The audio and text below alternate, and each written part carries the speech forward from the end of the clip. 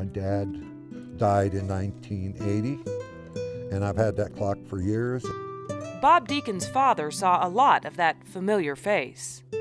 He started here in 1923. It's the clock he saw every time he walked into work on the Denver and Salt Lake Railroad. He was the station master here for a while.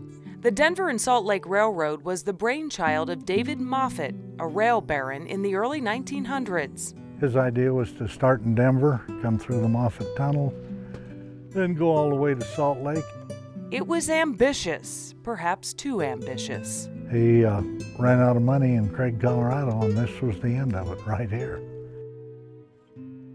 But for the local ranchers, reaching Craig was good enough. Craig used to be the largest wool shipping center in the world. Jim Simos's family shipped some of that wool. Well, you came in and you saw the station master, and he would tell you that he would have X amount of cars at a certain date. For most everybody in Craig, the depot was the town's meeting place. Building itself was kind of a symbol. But I can remember as a child, my dad bringing cream cans down here and setting them out and shipping the products to Denver. Today, the depot still stands, vacant, hardly the showpiece of its glory days. It's pathetic, it's terrible. I looked in that door, I see nothing like it used to be. Ironically, the railroad that originally made the depot the center of the town now presents the biggest obstacle to its preservation. Oil and gas exploration has replaced agriculture as the town's leading industry. And so consequently, the tracks became more in use.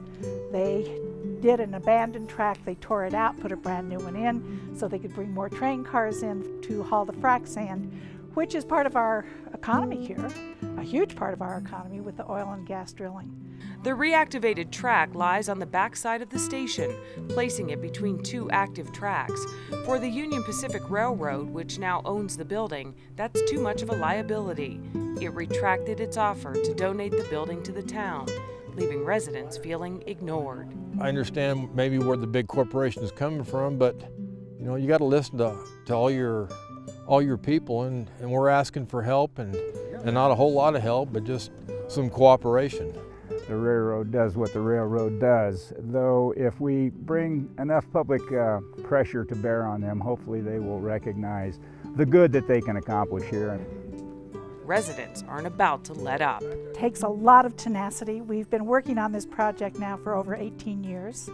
It really is something for this city that's real old, which we don't have that many things.